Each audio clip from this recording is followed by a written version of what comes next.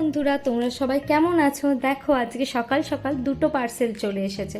তো আমি ভাবলাম পার্সেলে কি এলো তোমাদের সাথে শেয়ার করে নেওয়া যাক। চলো আগে এটা ওপেন করে দেখি। ও, এখানে তো বার্নিশ এসেছে। এবার আমি গ্লস বার্নিশ অর্ডার দিয়েছি। এর আগে আমি অন্য একটা বার্নিশ ইউজ করতাম, কিন্তু সেটা খুব একটা ভালো না ক্লের জন্য। তো এর জন্য আমি এবার গ্লস বার্নিশ এটা দিয়েছি, বেসিক্যালি ক্লে আর্টের জন্যই দিয়েছি। চলো এবার দেখি এই পার্সেলে কি এলো। এটা আমি আগেই ওপেন করে ফেলেছিলাম, কারণ প্রোডাক্টটা ঠিক এসেছে কিনা সেটা দেখার জন্য। তবে ভাবলাম যে যাই হোক, তোমাদেরকেও দেখায় যে পার্সেলে কি এলো।